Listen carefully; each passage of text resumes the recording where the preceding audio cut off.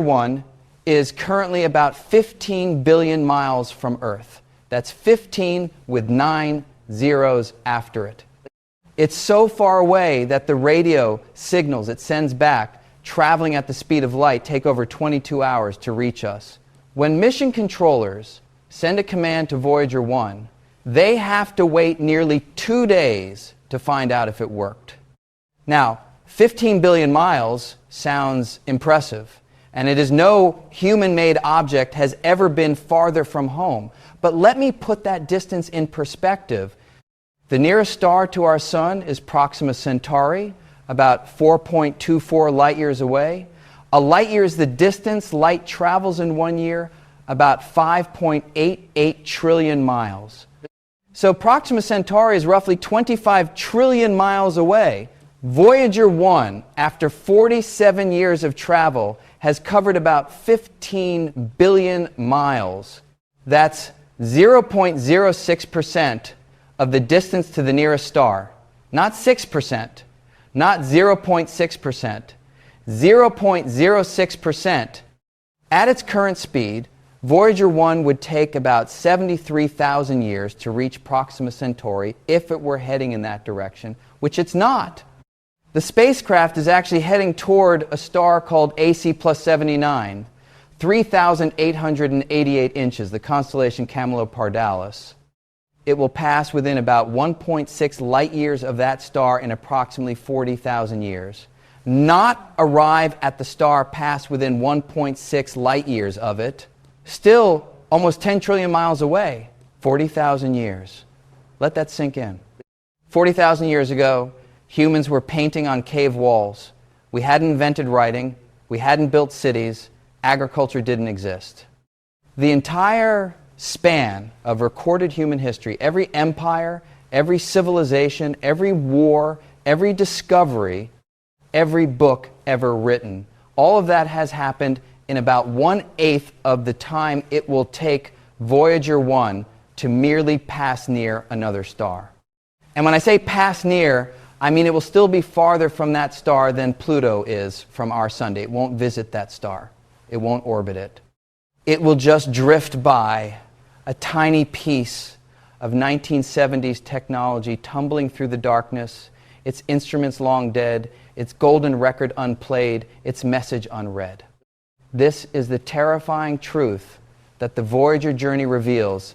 Space is not just big. It's so incomprehensibly vast that our fastest spacecraft, traveling for longer than human civilization has existed, will barely have scratched the surface of the gap between stars. But the Voyagers have taught us more than just the terror of distance. They've taught us about the nature of the space between the stars, and what they found is not what we expected. For decades, scientists had theories about what interstellar space would be like. We knew that the sun blows a constant stream of charged particles, the solar wind, that creates a bubble around our solar system called the heliosphere. Inside this bubble, the sun's influence dominates. Outside it, you're in true interstellar space, exposed to the winds and radiations of the galaxy itself. But no one had ever been there.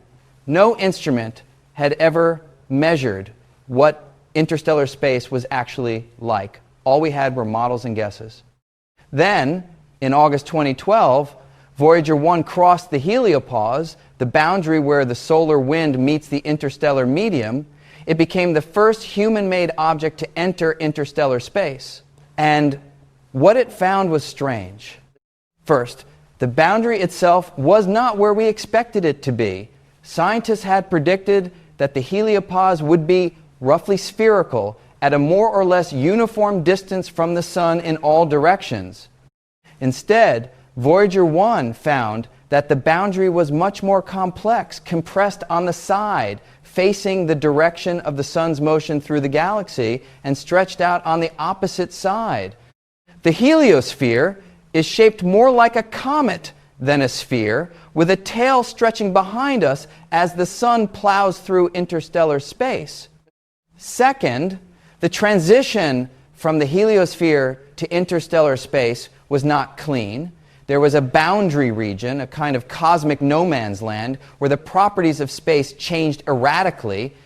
Voyager 1 spent months in this transition zone, with its instruments showing confusing, contradictory readings. Scientists couldn't tell for certain when it had actually crossed into interstellar space until they analyzed months of data. Third, and most surprisingly, interstellar space itself was not what we expected. The density of charged particles was higher than predicted. The magnetic field was oriented differently than our models suggested. The sounds of interstellar space plasma oscillations that Voyager's instruments could detect were unlike anything we'd heard before. Voyager 2 crossed the heliopause in November 2018, about 6 years after its twin, and it found something different. The boundary was in a different location, the transition happened differently, and the properties of interstellar space at Voyager 2's location didn't quite match what Voyager 1 had found. This taught us something profound. Interstellar space is not uniform. It varies from place to place, influenced by the local environment, by the remnants of ancient supernova explosions, by the magnetic fields of the galaxy. The space between the stars is not a simple void. It's a complex, dynamic environment that we're only beginning to understand. And here's what's terrifying about this. We had no idea, despite all our telescopes, all our theories, all our sophisticated models of the cosmos, we were wrong about basic properties of the space just beyond our doorstep. Interstellar space, right next door in cosmic terms, surprised us. What else are we wrong about? What other surprises await in the vast reaches between the stars? Let me talk about what it means to be alone in interstellar space, because I think this is where the emotional weight of the Voyager journey really hits. Right now, Voyager 1 and Voyager 2 are the most isolated objects ever created by humanity. There is nothing around them for trillions of miles. No planets, no moons, no asteroids. Just the thin wisps of interstellar gas, about 1 atom per cubic centimeter, far emptier than the best vacuum we can create in any laboratory on Earth. The spacecraft are still sending back data, but their power is fading. Each Voyager carries a radioisotope thermoelectric generator, a nuclear battery that converts the heat from decaying plutonium-238 into electricity. When the spacecraft launched, these generators produced about 470 watts of power. Now they produce about 250 watts, and they're declining by about 4 watts per year. To conserve power, NASA has been shutting down instruments one by one. The cameras were turned off long ago. There's nothing to photograph in the darkness between stars. Heaters have been turned off, allowing parts of the spacecraft to drop to temperatures that would have destroyed them if they weren't already beyond their design specifications. By around 2025 to 2030, there won't be enough power to run any scientific instruments. The spacecraft will go silent. They'll still be out there, still traveling, still carrying their golden records with messages from Earth, but they'll be deaf and mute, unable to communicate, unable to sense their environment, just tumbling through the void. And they'll keep traveling for tens of thousands of years, hundreds of thousands of years, millions of years, long after human civilization has risen and fallen. Long after the Earth itself may have become uninhabitable, the Voyagers will still be drifting between the stars. In some sense, they're the most permanent things humanity has ever created. Everything on Earth will eventually decay, erode, or be destroyed. But in the emptiness of interstellar space, with no atmosphere to cause corrosion, no microbes to cause decay, no weathering or erosion, the Voyagers could last for billions of years. They might outlast the human species. They might outlast the Earth. They might outlast the sun itself, which will swell into a red giant in about 5 billion years and likely consume the inner planets. The Voyagers are our message in a bottle cast into an ocean so vast that the odds of anyone ever finding them are essentially zero, and yet we sent them anyway.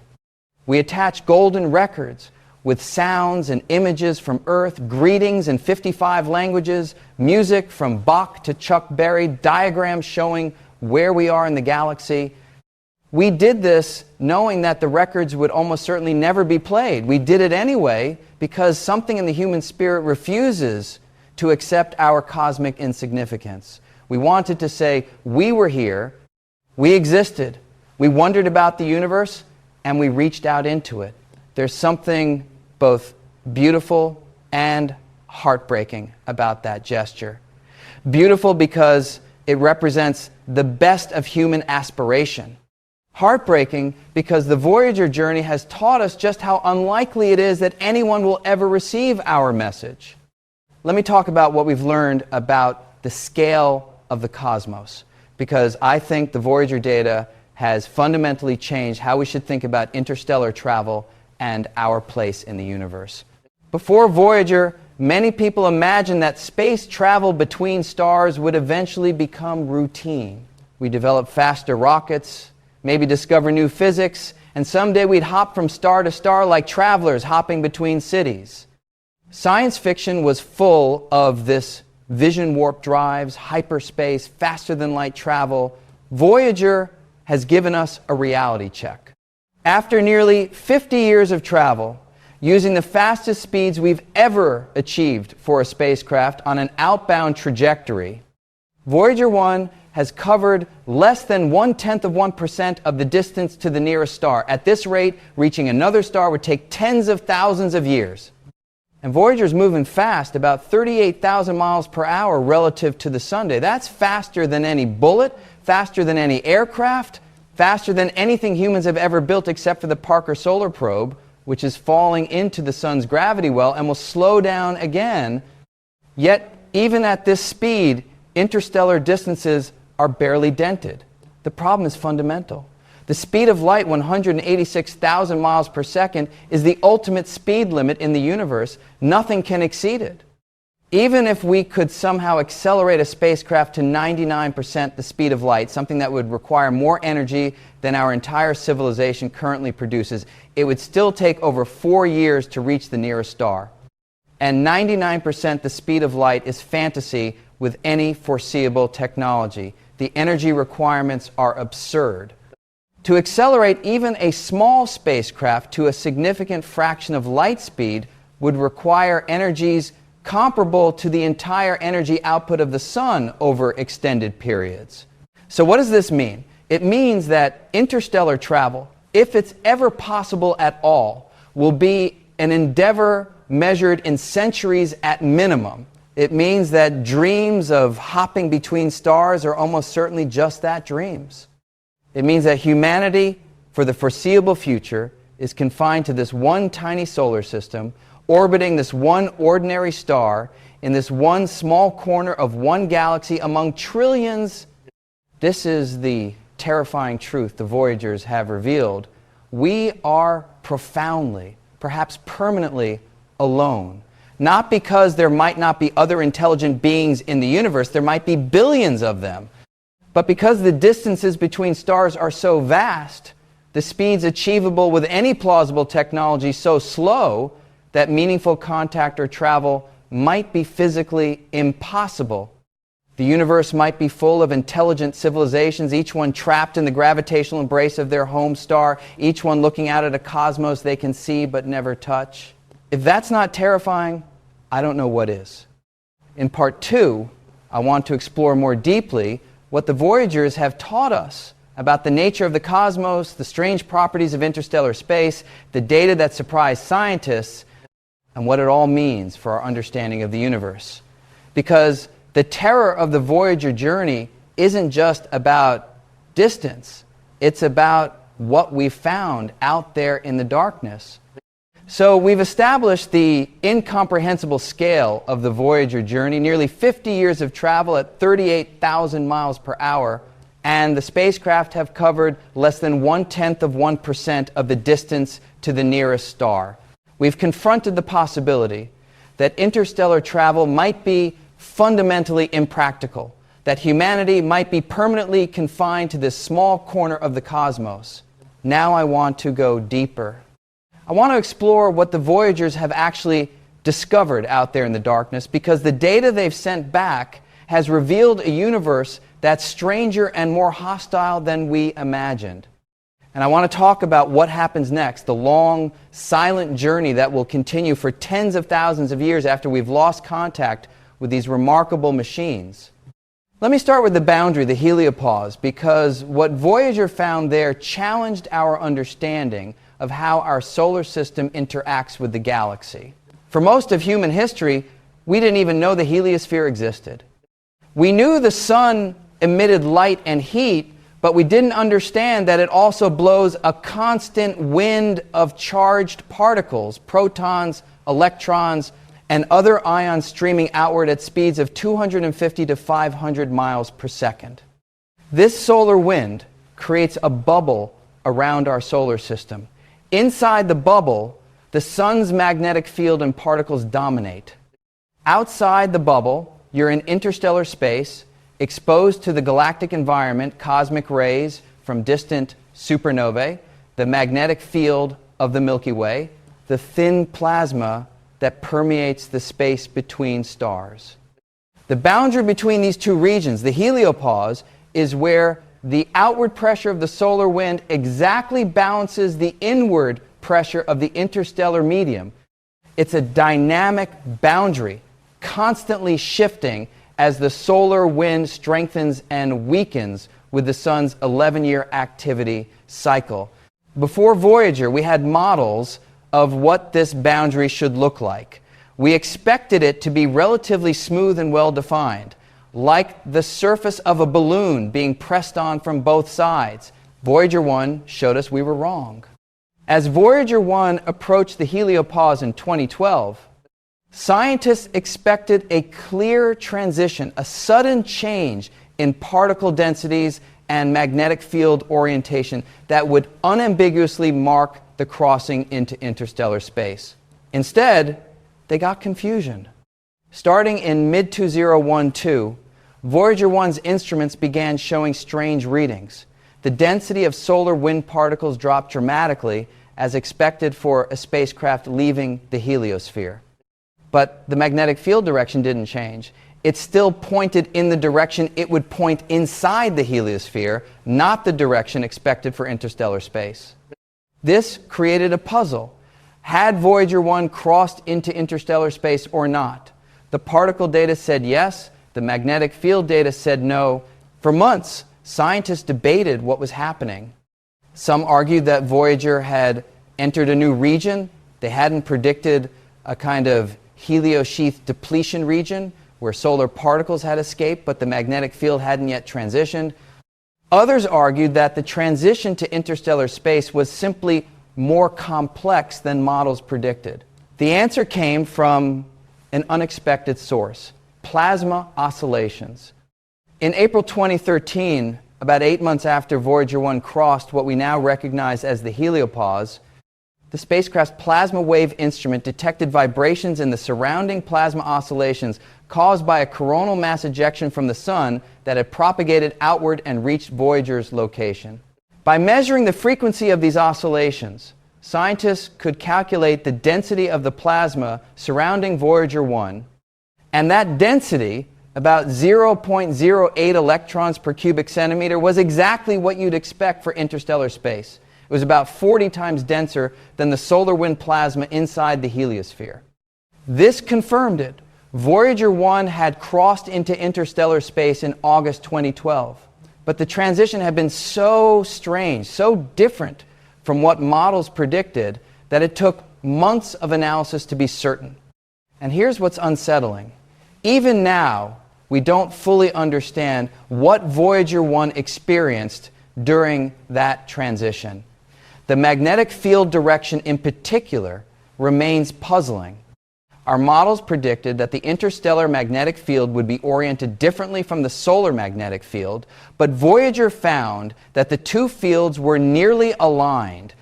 Either our understanding of the interstellar magnetic field was wrong, or something about the interaction between the heliosphere and the interstellar medium creates this alignment. We still don't know which. Voyager 2 crossed the heliopause 6 years later, in November 2018, and it found something different. The boundary was at a different distance from the Sun, about 119 astronomical units for Voyager 2, compared to 122 astronomical units for Voyager 1. The transition happened faster, and the properties of interstellar space at Voyager 2's location didn't quite match what Voyager 1 had found. This tells us that the heliosphere is asymmetric and dynamic. It's compressed in some directions, stretched in others. It breathes in and out with the solar cycle. It's buffeted by the interstellar wind as the Sun moves through the galaxy. We're not traveling through a uniform void. We're sailing through a turbulent sea, and our ship, the heliosphere, is constantly being shaped and deformed by forces we're only beginning to understand. Now let me talk about what Voyager has found in interstellar space itself, because this is where the data gets really strange. One of the most surprising discoveries was the intensity of cosmic rays in interstellar space. Cosmic rays are high-energy particles, mostly protons, that originate from violent events throughout the galaxy. Supernovae, black hole jets, the shock waves of colliding galaxies. These particles travel at nearly the speed of light and carry enormous energies. Inside the heliosphere, we're partially shielded from cosmic rays. The Sun's magnetic field deflects many of them, and the solar wind helps push them away. This is actually important for life on Earth. Cosmic rays can damage DNA and cause cancer, and without the heliosphere's protection, the radiation environment on Earth would be much more dangerous. When Voyager 1 crossed into interstellar space, the cosmic ray intensity jumped dramatically, about 40% higher than inside the heliosphere. This was expected. What wasn't expected was the variability. Scientists had assumed that interstellar space, far from any star, would be relatively calm and uniform. Cosmic ray intensities might vary slowly over very long distances, but on the scale of the Voyager mission, they expected things to be pretty constant. Instead, Voyager has detected fluctuations. Cosmic ray intensities rise and fall, sometimes over periods of months. There are cosmic ray storms where the intensity spikes temporarily. There are gradients, variations, structures in the interstellar medium that we hadn't anticipated.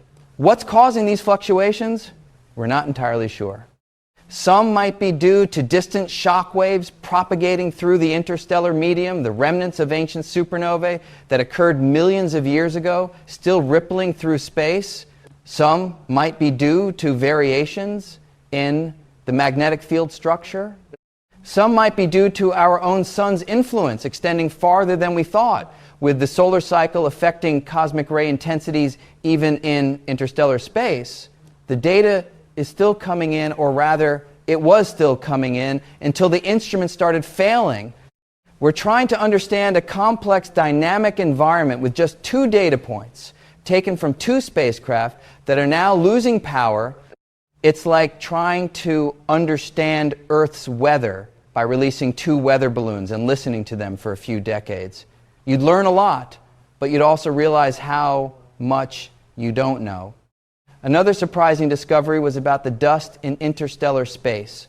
Voyager's plasma instruments can detect the impacts of tiny dust particles, grains smaller than a micrometer, hitting the spacecraft at high speeds. Inside the heliosphere, most of the dust comes from comets and asteroids, debris from our own solar system. But in interstellar space, the dust comes from elsewhere. It's material from other stars, from the deaths of ancient suns, from the formation of the galaxy itself. Voyager has detected this interstellar dust, and it's different from what we expected. The grains seem to be larger than our models predicted. Their composition, as best we can infer from impact characteristics, doesn't quite match what we thought interstellar dust should be like. This matters because dust is a key ingredient in the formation of stars and planets. The Earth itself is made largely of heavy elements that were once part of interstellar dust grains. Understanding this dust is understanding the raw material from which worlds are born. And once again, Voyager has shown us that our understanding was incomplete. The space between the stars is not what we thought it was. Let me talk about the magnetic field, because this is perhaps the most puzzling aspect of Voyager's discoveries. The magnetic field of the Milky Way galaxy is incredibly weak, about 1 million times weaker than a refrigerator magnet.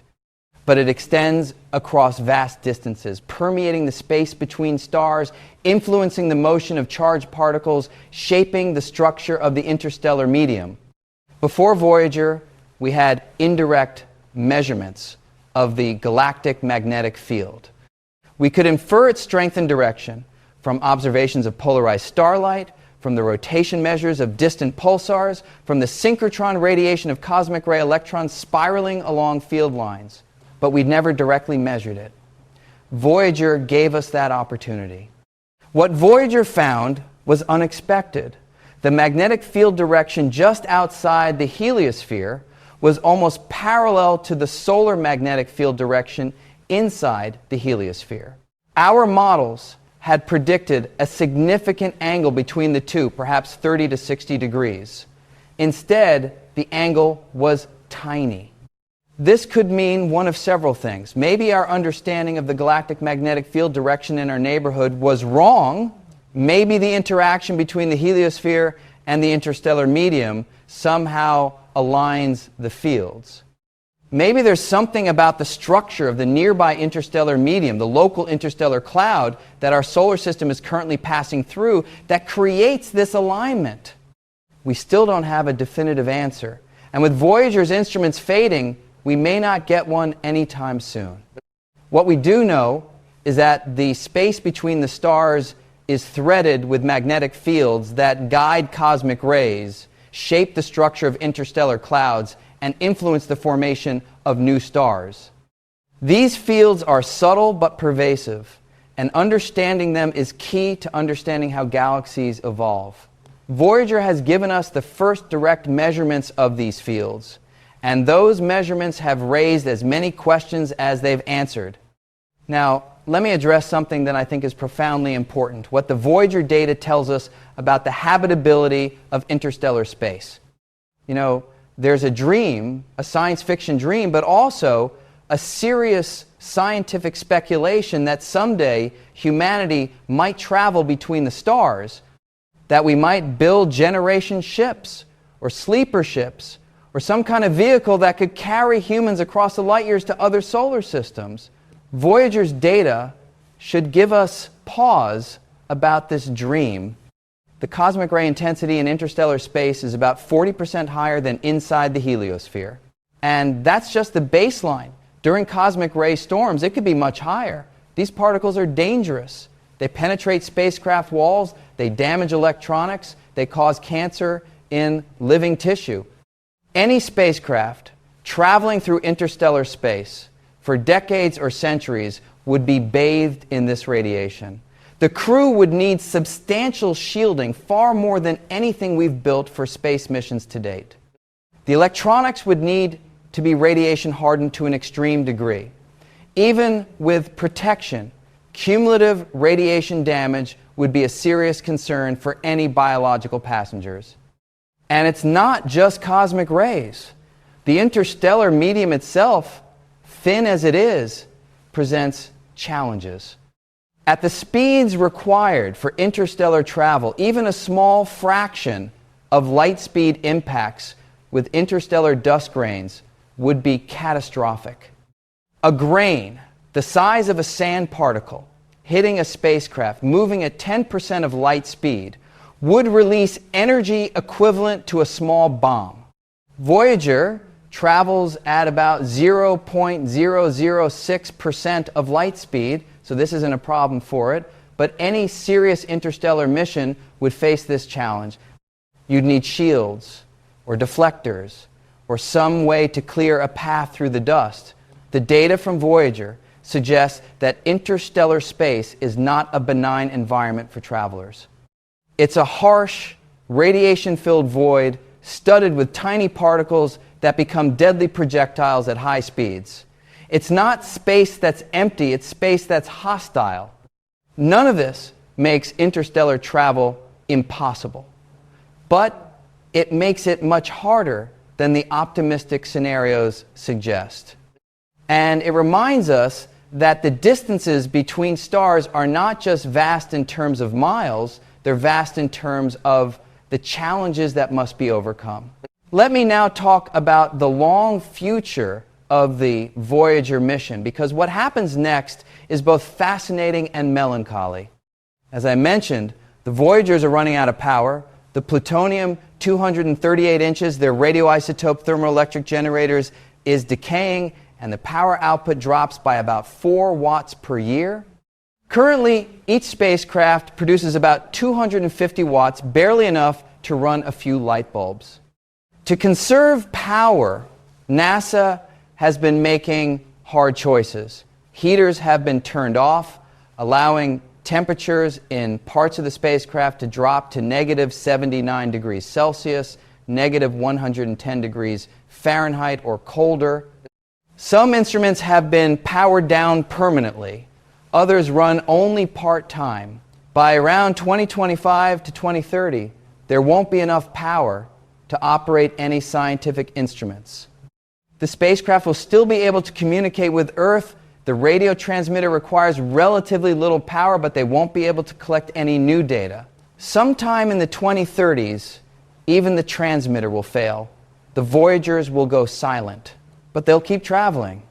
Without any force to slow them down, no atmosphere, no friction, just the faint tug of gravity from distant stars, the Voyagers will coast on their current trajectories essentially forever. Their orbits around the center of the Milky Way galaxy will slowly evolve, influenced by the gravitational pulls of stars they pass, but they'll keep moving. In about 40,000 years, Voyager 1 will pass within about 1.6 light years of the star AC, plus 79 3,888 inches, the constellation Camelopardalis.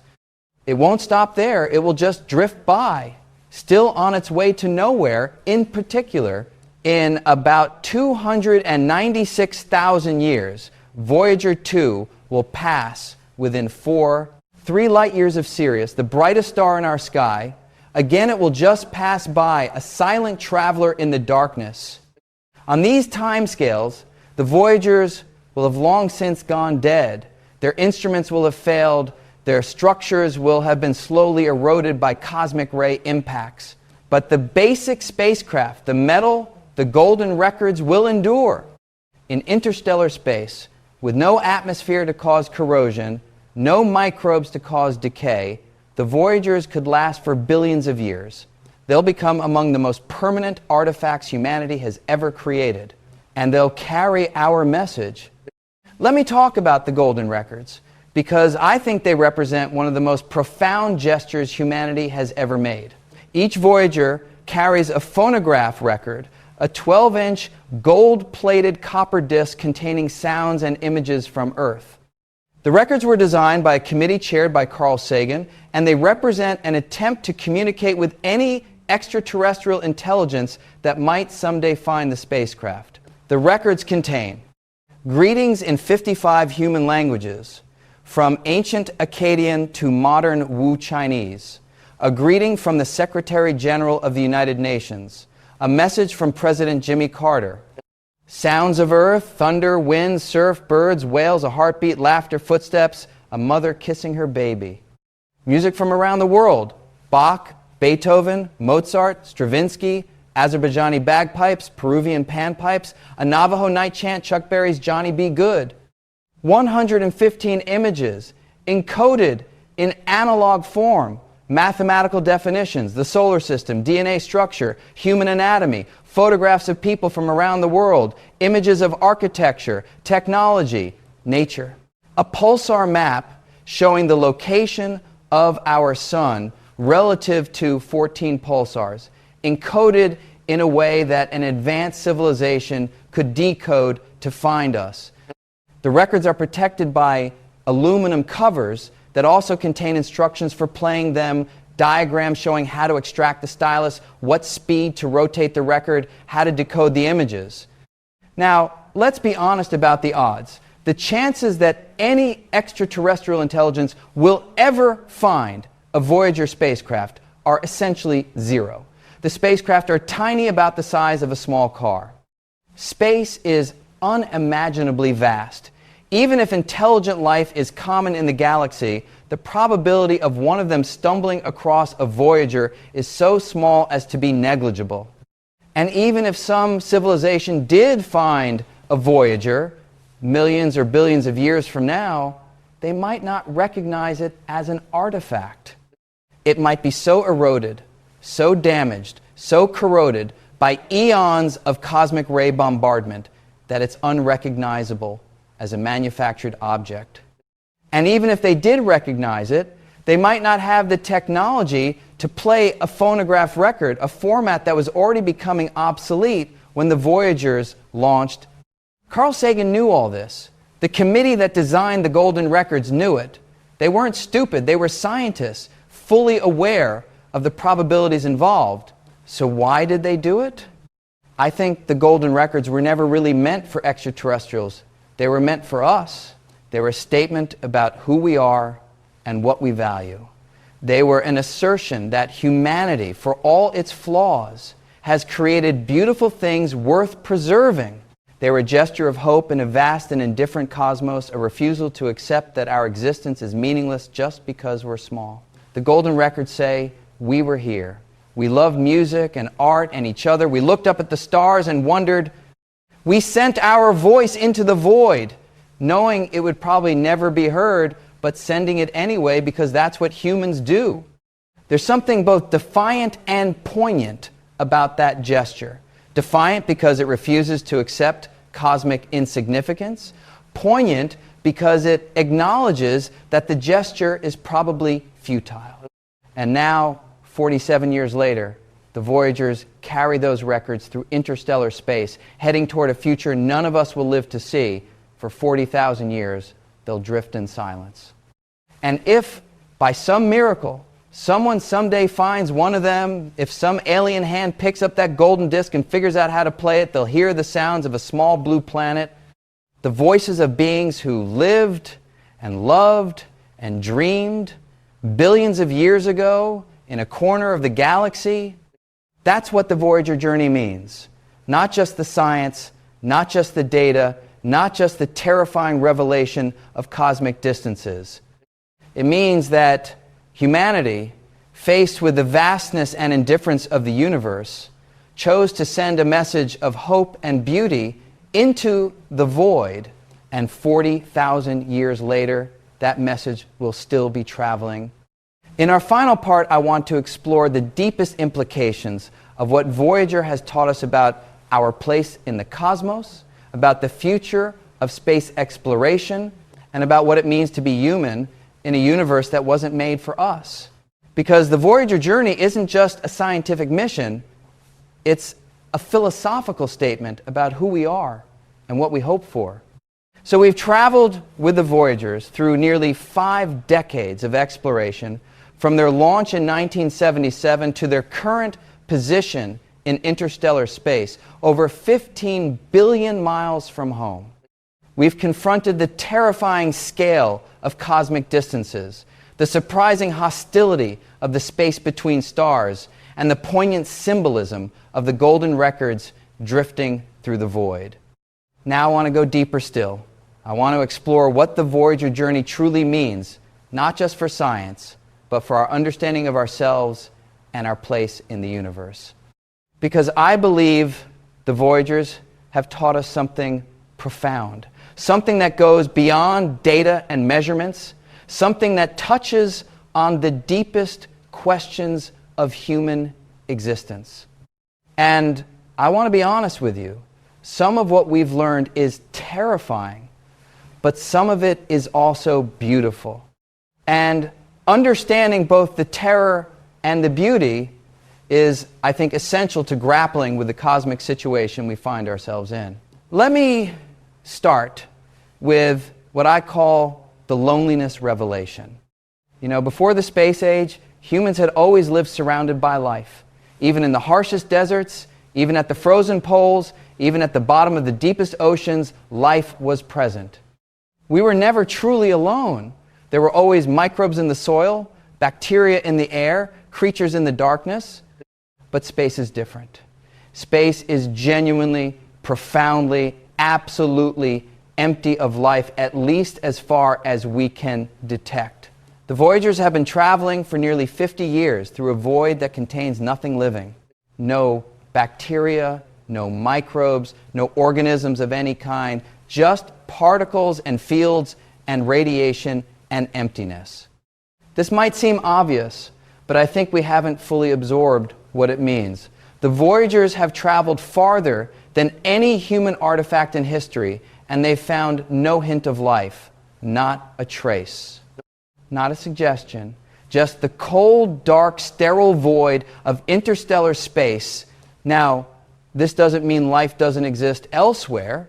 The Voyagers have only sampled an infinitesimally small fraction of the galaxy. There could be billions of living worlds out there, and we'd have no way of knowing from Voyager data alone. But what the Voyagers have shown us is the baseline, the default condition of the universe. And that default condition is lifelessness. Most of space, the overwhelming majority of space, is empty and dead. Life, if it exists at all, is confined to rare oases, planets and moons, with just the right conditions, separated by vast stretches of sterile nothing. This is the loneliness revelation. We're not surrounded by a living cosmos.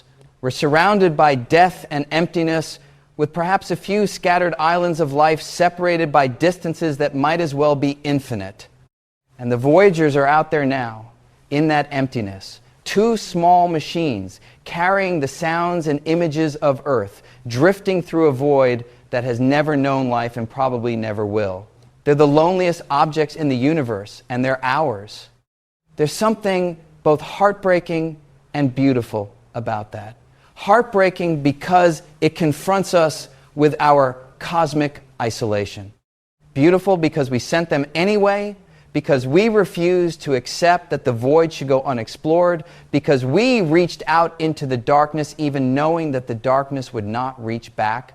Let me talk about what I call the time revelation, because I think this is where the Voyager journey becomes truly mind-bending. We're used to thinking about space travel in terms of distance. How far is it to Mars? How far to the outer planets? How far to the nearest star? These are the questions we typically ask. But the Voyager journey has taught us that distance, in interstellar terms, is almost meaningless. What matters is time. Voyager 1 is 15 billion miles from Earth. That sounds impressive, but it's just a number. What really matters is that Voyager 1 has been traveling for 47 years, and in 40,000 more years, it will have barely begun its journey to the nearest stars. 40,000 years. Let me try to give you a sense of what that means. 40,000 years ago, the last ice age was in full swing. Massive glaciers covered much of North America and Europe. Sea levels were hundreds of feet lower than today. Humans lived as hunter-gatherers in small bands, painting on cave walls, crafting stone tools, surviving in a world dominated by megafauna, mammoths, mastodons, saber-toothed cats. Since then, everything we call civilization has emerged. Agriculture, writing, cities, empires, science, technology. The entire span of recorded human history, every king and